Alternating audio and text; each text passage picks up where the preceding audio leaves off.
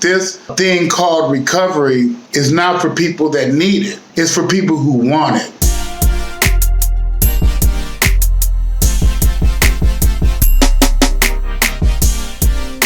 Hi, this is Dr. Marvin, Recovery and Reinvention.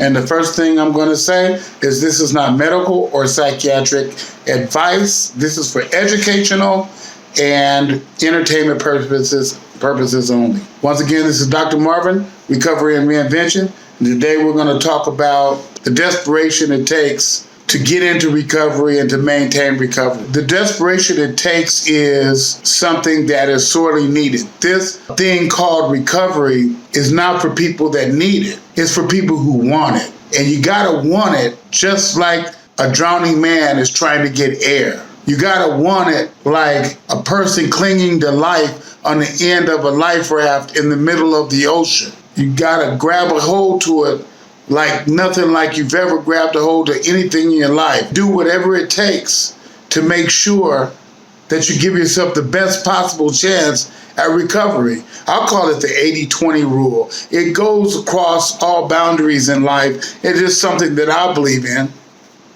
But on the 80-20 rule, it's 80% versus the 20% in any given situation. In my opinion, only 20% of the people that attempt recovery grasp it. If that.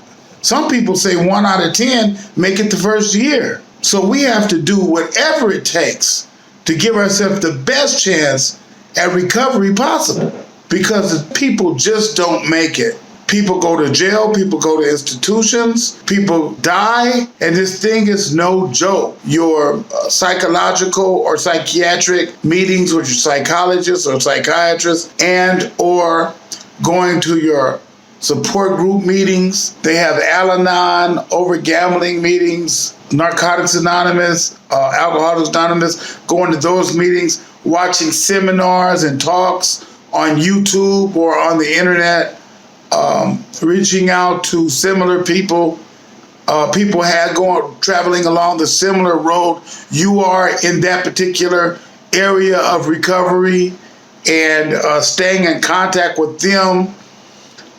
Getting humble to know that it is not the responsibility of the people to get in contact with you. The responsibility is me staying in contact with them. I have to keep my life raft out there to be able to grab a hold to. My life raft are all of these different factions that I can grab a hold to that'll be of support of my recovery. And that's what we all have to do. No matter what, I just won't steal today. No matter what, I just won't lie today. No matter what, I just won't drink today. No matter what, I just won't have illicit sex today. No matter what, I just won't eat that big pie, cake, or donut today. No matter what, I won't take a drink today. No matter what it is, we have to make up in our minds that if recovery is going to work, before we try these things, we have to reach out for another aspect of our support, and just to see if it works.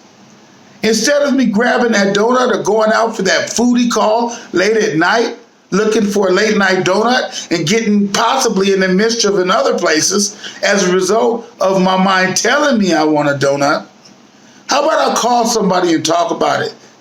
And then see what they say. Because it usually is just a 5-minute feeling that I'm acting on with poor impulse control. Oh, I feel like I want a donut. So I run out and grab one on poor impulse control. Next thing you know, I'm doing other things in the dark of the night, practicing the isms. And everybody knows what the isms are. And in case you don't know what the isms are, the isms are all those other things that we participate that are offshoots or branches off from our main addiction. Some people's main addiction is alcohol. Some people's main addiction is sex. Some people's main addiction is food. Some people's main addiction is lying. Some people's main addiction is controlling other people. Some people are even addicted to dysfunctional relationships and abusive relationships. And before we participate in any of that, we have to reach out. We have to look at that YouTube video. We have to look at the group, maybe possibly on a Facebook or Instagram or Snapchat or Pinterest, whatever the platform is. Look at those groups that support me not participating in whatever my main addiction is. You know, I have to reach out to a telephone list of people that are trudging the same road that I'm trudging, looking to get recovery the same way I'm getting recovery, but more than likely people who have a lot more experience in the area than I do. I don't need to call people that have the same experience or less experience than me, because we don't want to call somebody up and hello, I'm thinking about getting a donut. Hey, let's go. While you're out getting a donut, I'll go with you and I'll go to the casino. And the other guy, hey, yeah, while we are doing that, let's get some liquor. I don't need those kind of people around.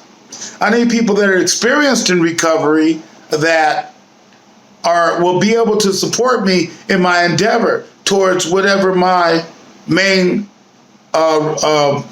addiction is.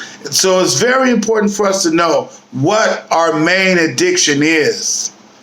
Very important for us to know. And it's very important for us to at some point take an inventory of what those isms and side addictions are, because all of it leads us back to the same place. So practicing due diligence instead of impulse, acting on impulse, practicing reaching out to someone before I make the move towards my side addictions or my main addiction, and being in contact with people, places, and things that support my recovery, and making that the first step before I just impulsively go after it.